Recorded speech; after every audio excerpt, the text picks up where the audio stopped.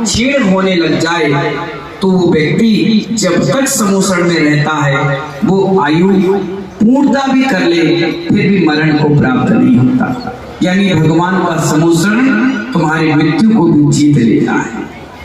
सोचिए, महिला प्रेग्नेंट, घर से करार की निकल रही हो, पीठ और पैर में दर्द हो, पेट में भी चुभन हो रही हो, लेकिन जैसे ही वो समोसण में पहुंचती है, और हो सकता है उसको प्रसव पीड़ा हो, लेकिन वो समोसण में प्रसव पीड़ा नहीं होती।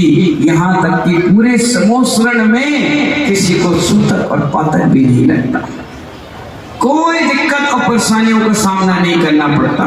जन्मजात बैरी हो, कोई शरीर से अपंग हो, चाहे कुछ भी हो, वो वहां पर पहुंचते ही असीम शांति को प्राप्त होता है।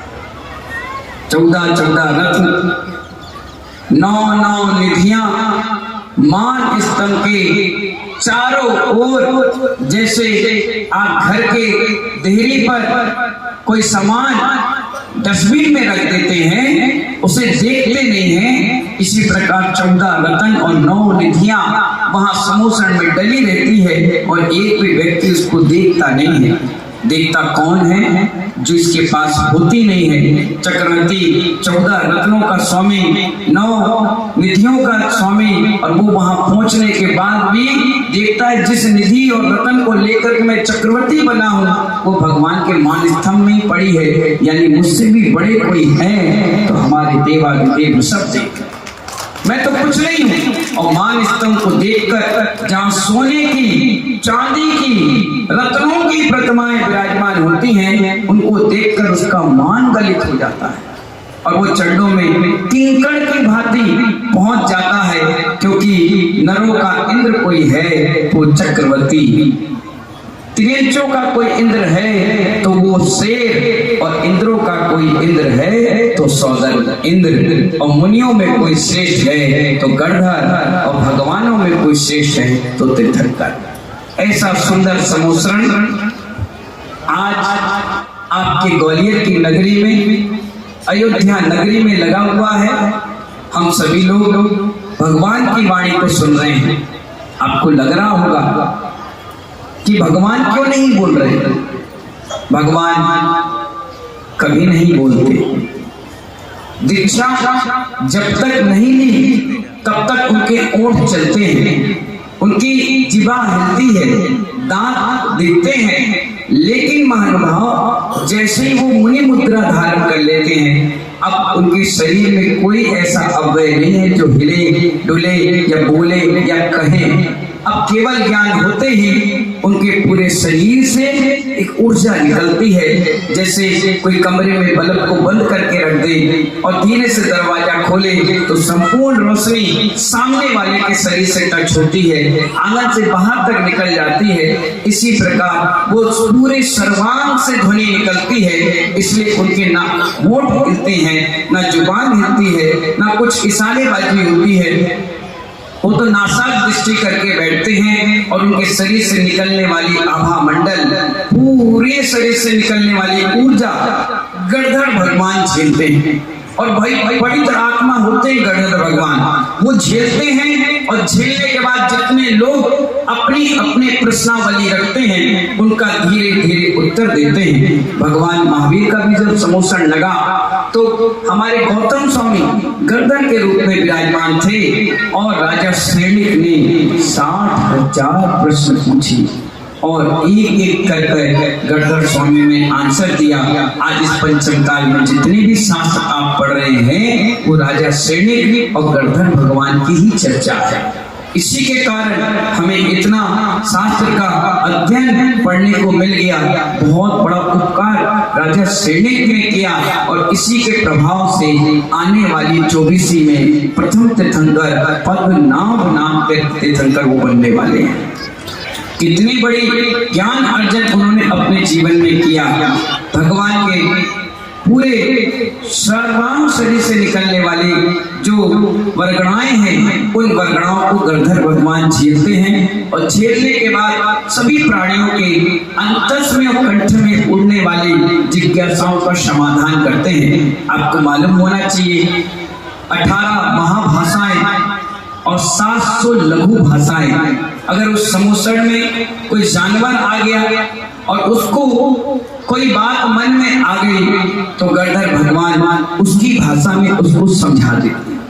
और एक साथ ऐसा मत समझना कि भगवान एक ही व्यक्ति को एक ही बार में बताते हैं, नहीं। अगर 1000 लोग बैठे हैं और सबकी शंकाएं एक साथ हो गई तो सभी के उत्तर उन्हीं की भाषा में उन तक पहुंच जाते हैं।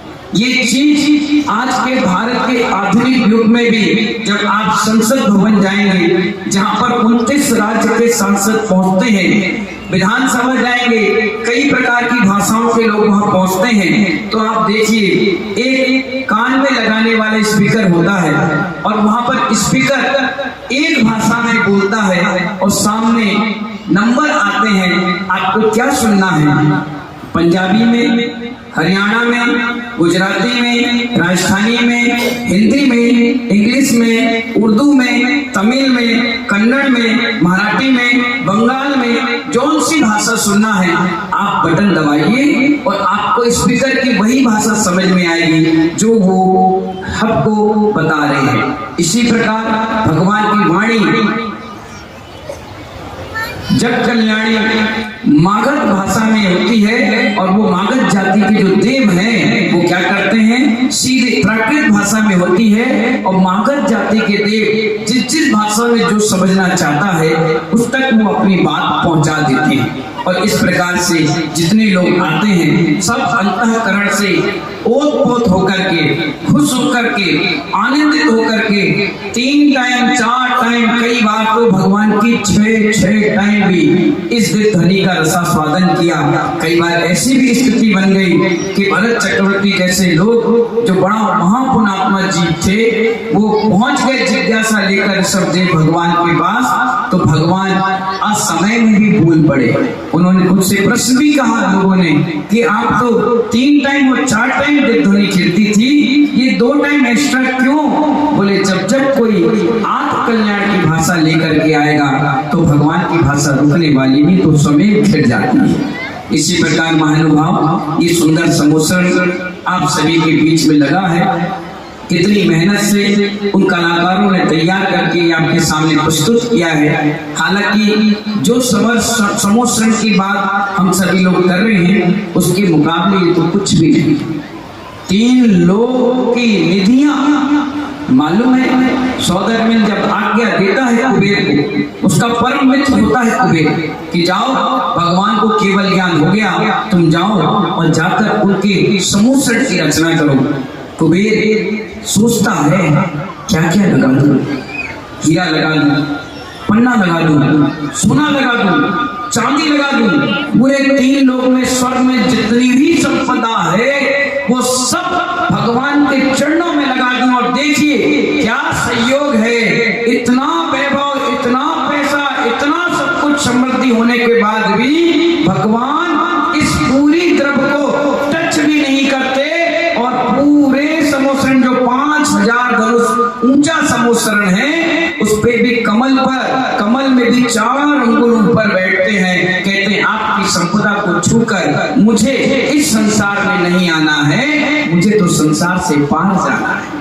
और उस संपदा को टच भी नहीं करते। तुम्हारे पास एक BMW होती है ना, जब लेने जाते हो तो पूरे मियाँ बीबी 50 फोटो खिंचाते हो, चाबी को बार बार अपनी छाती से चिपका कर रखते हो और प्रोजेक्ट में आते हो तो 4 बार पीछे मुड़कर देखते हो किसी ने उसमें गंदा तो नहीं कर दिया, कहीं हवा तो कम नहीं हो गई, कहीं कोई ले तो नहीं गया।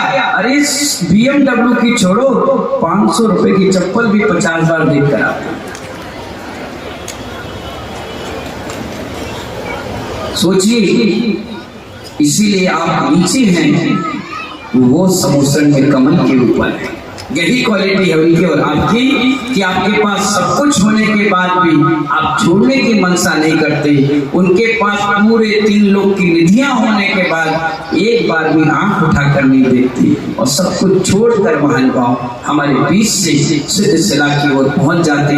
कुछ घंटे शेष रह गए हैं, बस कुछ घंटे शेष रह गए हैं बस। कल सुबह 5 रस अक्षर बोलेंगे और इतने पलक झपकाते ही वो हमारे बीच से उस ओर निकल जाएंगे जिस ओर के लिए उन्होंने जन्म लिया था।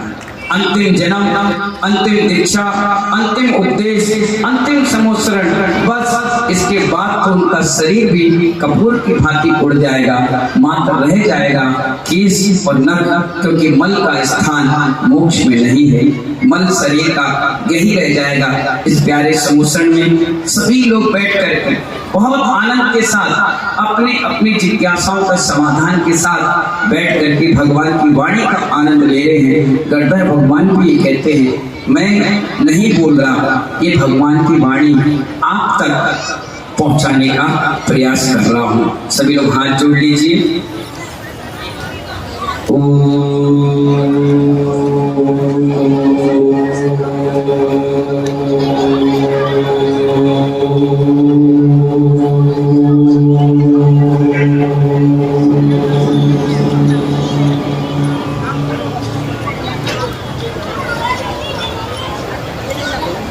हे भगवान नमोस्तु, हम सब सम्यक दर्शन को कैसे प्राप्त करें? हे सौदर इंद्र,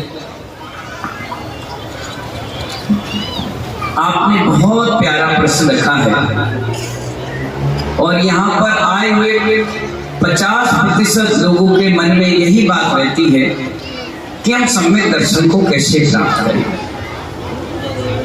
हमारे भगवान ऋषभ देव की वाणी से निकले हुए वरगणाओं से मैं आपको बताना चाहूंगा, जो व्यक्ति भगवान पर अगाध श्रद्धा रखता हो, मां जिनवाणी का पठन पाठन करता हो और निर्धन साधुओं की सेवा वैयाकृति आहार दान में निपुण रहता है, वो एक ना एक दिन सम्यक दर्शन का अधिकारी बनता है। हे भगवान नमोस्तु, ये भगवान इस बार मुझको कुबेर बनने का मौका मिला, अगली बार मुझे स्रोतम बनने का मौका मिले, कब मिलेगा? तुम डांट रहे या पूछ रहे? हे कुबेर, कुबेर यज्ञनायक सौदरमिंद्र तीर्थंकर के माता पिता और शिक्षक महामंडल विधान, हर व्यक्ति का एक सपना होता है और ये सपना कब पूरा होता है? जब आप अपने खाते में पुण्य को बढ़ाएं। पुण्य जिस दिन तीव्र गति से आता है, अपने आप सारी व्यवस्थाएं हो जाती हैं। इस पंचकर्म में भी आप देखिए, 2 दिन पहले आपका टीका हुआ कि आप कुबेर बनेंगे, तो मैं तो तुम्हारे रिश्तेदार को भी फोन करने का टाइम नहीं मिला। ऐसे ही जिस दिन तुम्हारा पुण्य तेज गति से बढ़ेगा, अचानक से आपके पास खबर आएगी और कहा जाएगा कि इस पंचकर्म में आपको सौदरमिंद्र बनाया जा रहा है। सारा खेल पुण्य और पाप का होता है। जिसके खाते में पुण्य होता है, मुनिराज उसके चौके में समेत पहुंच जाते हैं, और जिसका पाप कर्म का उदय चलता है, उसके चौके में पहुंचने के बाद भी लौट जाते हैं। तो ऐसे ही पुण्य का घड़ा भर के रखिए, जिस दिन मौका मिलेगा उस पुण्य का शुभ उपयोग करते हुए अपने मोक्ष के मार्ग की ओर कदम बढ़ाएंगे। हे प्रभु, आपके चरणों में नमोस्तु। जम्मूद्वीप में भरत क्षेत्र में निरंतर कलयुग के पश्चात बढ़ते जा रहे हैं। मैं कैसे विधेय में जाऊं और तीर्थंकर भगवान की साक्षात वाणी सुनूं, उनके संबोधन में रहूं, ऐसी कोई प्रक्रिया बताइए। हे भक्त जी, जो इस पंचम काल में ये कहेगा कि मुझे विदेश क्षेत्र में जाना है और वहां भगवान की साक्षात वाणी सुनना है, तो नियम से उसे मिथ्यात्व के साथ जाना पड़ेगा। क्योंकि जो व्यक्ति मोक्ष की इच्छा भी धारण करता है, तो वो मोक्ष कभी नहीं जाता। आप तो पुण्य की इच्छा करें, परिणाम शुभ बनाएं, मोक्ष तो तुम्हें अपने आप मिलेगा। विदेश क्षेत्र की इच्छा बनाना भी निदान बंध को बंधता है। इसलिए आचार्य कहते हैं, किसी भी चीज की इच्छा ना रखना ही दिगंबर मुनि दीक्षा है। आप तो ये भावना भाए कि मैं साक्षात तीर्थंकर के समुसरण में जाऊं, विधेय जाऊं या भरत जाऊं या ऐरावत जाऊं, ये चॉइस हमारी नहीं होना है। हमें तो साक्षात भगवान के समुसरण में जाना है। हमारी भावना ये होनी चाहिए। बस इससे निदान भी नहीं बंधेगा और मिथ्यात्व का दोष भी नहीं लगेगा, और हम एक ना एक दिन जरूर समुसरण में बैठकर भगवान की वाणी को साक्षात श्रवण करेंगे। हे भगवान नमो बेसन सागर गुरुदेव जो कि ग्वालियर में विराजमान है, क्या उनका चतुर्मास ग्वालियर में हो सकता है?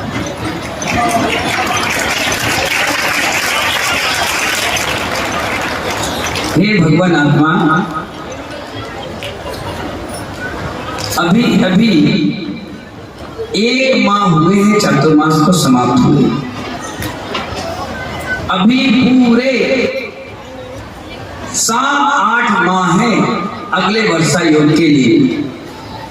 हो सकता है आपने बहुत अच्छी भावना भाई है कि बेसन सागर जी महाराज का चतुर्मास ग्वालियर में होगा, हो सकता है, क्यों नहीं हो सकता है। भगवान का समुसरण किसी के सिरफल का इंतजार नहीं करता। बगल में चंदापुर भगवान का 17 बार समुसरण आया। किसी शास्त्र में बताओ किसने सिरफल चढ़ाने गए थे? कोई नहीं गया। वो तो आए, बैठ गए और भक्तगणों ने चतुर्मास करा लिया। जीतू भाई जैसे 2-4 भक्त आ जाए तो चतुर्मास किया, साल भर का वर्ष मास भी हो जाए। हे भगवान नमोस्तु। हे भगवान, मेरा सब्जी या दाल में ऊपर से नमक लेने का त्याग है। किसी दिन बिना नमक की आ जाए, उस वक्त हम क्या करें? ऐसा वाक्य तो हमारे साथ भी हो जाता है।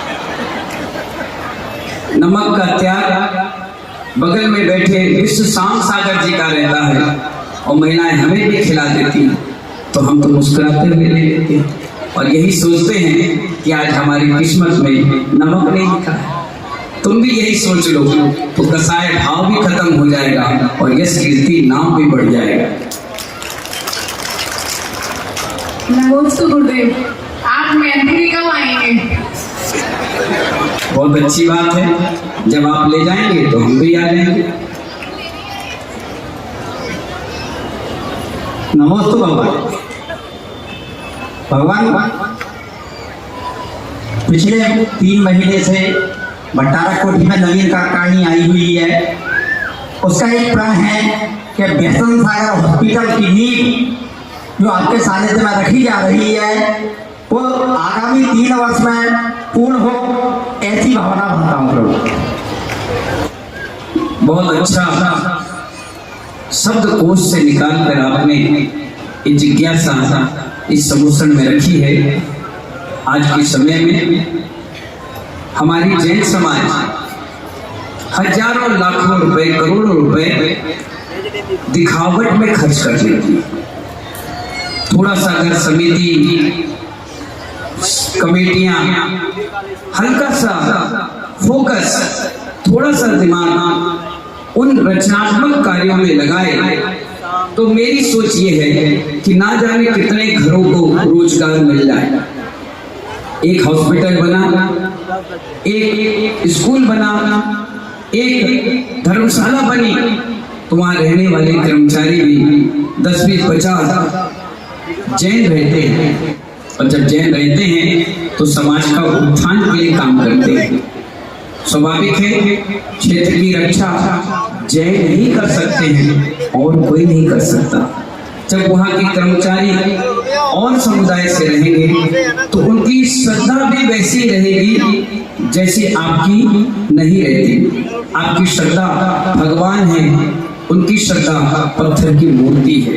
यही दोनों डिफरेंस है। इसीलिए आप देखिए अन्य समुदाय आपके भगवान को गुड्डा गुड़िया समझते हैं, आपके साधुओं को वो साधु ही नहीं समझते, वो कहती है तो ऐसे ही है। लेकिन जब हमारे समाज रचनात्मक कार्यों को करेगी, आप देखिए श्वेतांबर समाज है, आप देखिए मुमुक्षु मंडल है, आप देखिए पंजाबी समाज है, आप देखिए सिंधी समाज है, ये अपने मंदिर के साथ साथ एक स्कूल का भी निर्माण करती है, ये अपनी धर्मशाला के साथ एक हॉस्पिटल का भी निर्माण करती है। वो कहती है सेवा ही सबसे बड़ा धर्म है।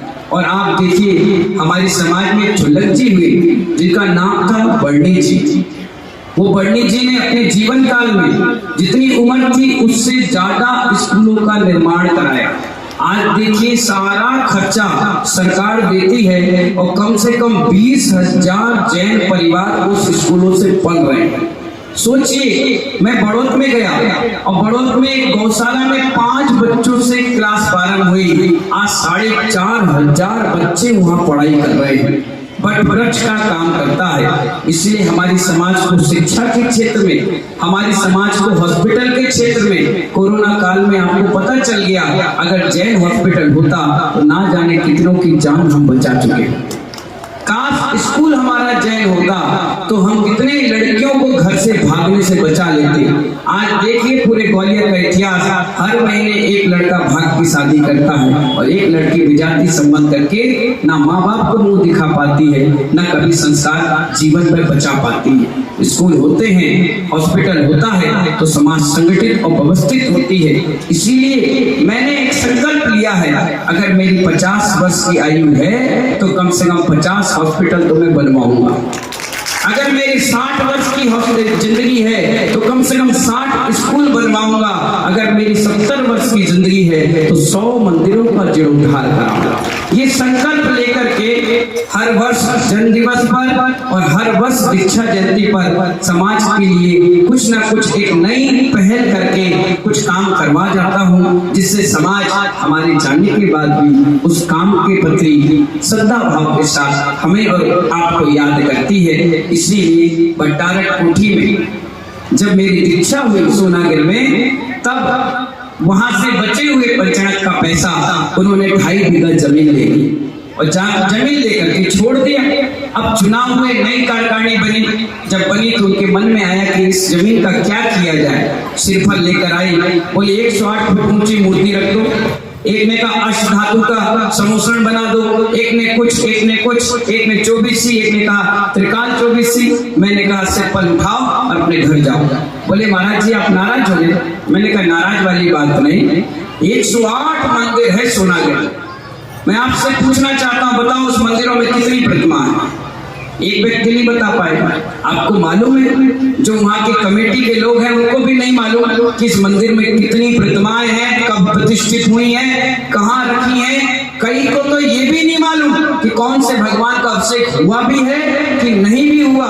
एक मंदिर ग्वालियर में था, पंचमेरु रखे थे, एक बच्चा खेलता खेलता आया, भगवान उठाया जेब में रखा और चला गया। 3 दिन के बाद उसकी माँ मेरे पास आई रोती हुई कि महाराज हमसे बहुत बड़ी गलती हो गई। मैंने कमेटी को बुलाया, मेरे मंदिर में कोई चीज घूम गई है, देख कर आओ। पूरी कमेटी चूहों की और बिल्ली की भांति घूम के आ गई। बोले महाराज जी आप मजाक करो, एक चीज नहीं घूमी। मैंने कहा इतने बड़े भगवान चले गए, तुम्हें यही नहीं मालूम तुम क्या क्षेत्र मंदिर की रक्षा कर पाओगे? कुछ नहीं कर पाओगे। तभी मैंने उसी दिन कहा इनसे, एक काम करो, दीक्षा स्थली है मेरी, मुझे गर्व है कि मैंने सोनागिर के पर्वत पर दीक्षा ली, भगवान शांतिनाथ चंदा प्रभु के चरणों में दीक्षा ली, जहाँ 17 बार समोषण आया, अनंत सिद्ध परमेश्वरी मोक्ष गए। तो उस धरती का मेरे ऊपर बहुत बड़ा उपकार है। कुछ चीज मुझसे करवा लो, अगर 10 साल 5 साल बाद में चला गया तो क्या तुम कर पाओगे? ना तुम्हें कोई साधु ऐसा मिलेगा जो तुम्हें प्रेरणा देगा। एक काम करो, वहां पर एक हॉस्पिटल का निर्माण कराओ। हमारे बहुत ऐसे वृद्ध साधु हैं जिनकी औषधि दान आप करें। कुछ ऐसे लोग हैं जो दवाइयों का त्याग करके उनकी फिजियोथेरेपी करवाओ। कुछ ऐसे लोग हैं जो नेचुरल थेरेपी से इलाज कराओ। जितना हो सके तुम सेवा करो, आपकी समाज दिन दुगनी रात चौगुनी तरक्की करेगी। पूरी समिति ने तो किंतु परंतु नहीं किया और एक झटके में कहा कि ठीक है महाराज श्री आप आशीर्वाद दीजिए, हम आपके नाम से ही चालू करेंगे। मैंने कहा नाम से मतलब नहीं, तुम तो काम करो, दुनिया पूरा आपका सहयोग करेगी। और इस पंचनाथ से मैंने शुरुआत की, मालूम है 1 लाख रुपए के 11 परिवारों ने नाम दे दिया। सिर्फ 48 घंटे हुए हैं, अभी कम से कम 55-60 दिन बाकी है उस प्रोग्राम को प्रारंभ होने में। मैंने कहा एक काम करो, मैं डबरा ही पंचनाथ में रहूंगा। 10 फरवरी से 15 फरवरी डबरा में पंचनाथ करूंगा, और जैसे ही पंचनाथ करूंगा करियावटी मंदिर जाऊंगा। 800 वर्ष पुराना मंदिर है, उसका पूरा जीर्णोद्धार करवा रहा हूँ। भगवान महावीर का है, उसमें भगवान विराजमान करते ही मैं बनवार जाऊंगा। बनवार भी बहुत पुराना मंदिर है, उसका जीर्णोद्धार कराकर शिलान्यास करके सीधे सोनागिर आऊंगा। और 25 फरवरी को मैं 13 साल का हो जाऊंगा। कितने साल का? 13 साल का हो जाऊंगा, यानी 13 वर्ष मुझे दीक्षा लिए हो गए। और कहा जाता है 14 वर्ष वनवास के होते हैं। अब उस जमीन का वनवास खत्म, 14वें वर्ष में वहाँ हॉस्पिटल का तो शुभारंभ हो चुका होगा, ओपनिंग करवा दूंगा। और आप सबके सहयोग से बहुत सुंदर हॉस्पिटल बन जाएगा। और मालूम है 1 मुहूर्त में इलाज होगा। हालांकि फ्री में भी करवा देता, लेकिन आप लोग मालूम है वहाँ फ्री में भोजन मिलता है तो आधी पूरी खाते हो और आगे फेंक देते हो। यही अगर कोई व्यक्ति 50 रुपए थाली में भोजन करता है ना, तो 3 बार चटनी मांग कर चाट कर खाता है। पैसे की कीमत है, इसीलिए मैंने उनसे कहा आप 1/4 में इलाज करिए। बाजार में अगर 1000 रुपए का अल्ट्रासाउंड है तो सोनागिर जाने से 300 रुपए का होगा। ECG, heart checkup, liver, kidney, dialysis, बहुत सारी ऐसी चीजें हैं जो नेचुरोथेरेपी से होती है, वहां पर वो कार्य होगा। और पूरी समिति ने बोला महाराज श्री आप जैसा आज्ञा देंगे हम उस काम को करेंगे, क्योंकि भैसन सागर जी महाराज सपने वही देखता है जो उसकी आंखों के सामने होते। मैं वो सपने नहीं देखता कि आज बोले कल हो परसों हो। जून में घाटी गांव के मानस्तंभ पर ईंट रखकर आया, आज पूरा मानस्तंभ बनकर तैयार। आप सालों साल मीटिंग करके बैठते हो, मैं तो चटमंगनी और पटबिया वाले स्थान पर काम करता हूँ। यहाँ काम हुआ और मालूम है लोगों को इतना विश्वास है मेरी वाणी पर, मेरे कार्य पर, कि वो तुरंत पैसे भी देते हैं और उनका पैसा भी धीरे धीरे लगता जाता है। आप देखिए बरासुर महातीर्थ आपके सामने 5 साल पहले मैंने चतुर्मास किया, आज कहाँ से कहाँ पहुंचा दिया। सरकार ने भी 14 करोड़ रुपए की सड़क बना दी, 4-4, 5-5 डीपी लगा दी। जिस गांव में लाइट नहीं मिलती थी आज 24 घंटे लाइट, पानी।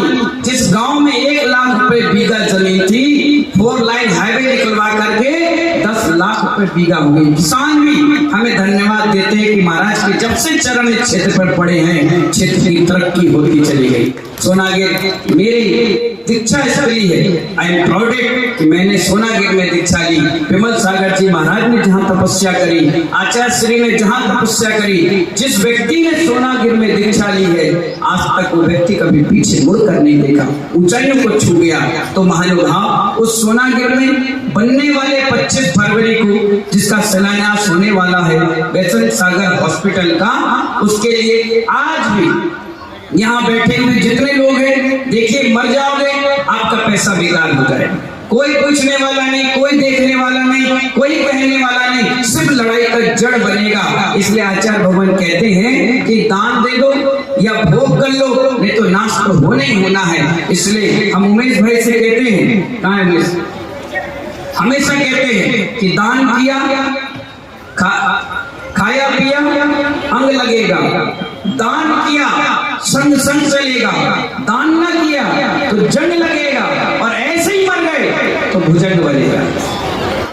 भुजंग जानते हो, सांप बनेंगे। जिसके घर में सांप निकल रहे हैं तो सांप से पूछना आप हमारे रिश्तेदार हो, परिवार को कहेगा हाँ मैं दान कर नहीं पाया इसीलिए वो यहीं पर रह गया और मुझे सांप बन करके वहां जिंदगी बीतनी पड़ी। अभी 11 नाम हमारे उस हॉस्पिटल के शिलान्यास के लिए, वहां के बनवाने के कार्य के लिए लोगों के नाम आए हैं। एक बार उन सभी परिवारों के लिए तालियां बजाकर उत्साह वर्धन करते हैं। आज भी भगवान का इतना सुंदर समोसन बना है, इतने सुंदर भगवान विराजमान हुए हैं। हमारी पंचकरण प्रतिष्ठा महोत्सव समिति ने खूब मेहनत करके इस पंचकरण को ऊंचाइयों तक पहुंचाया।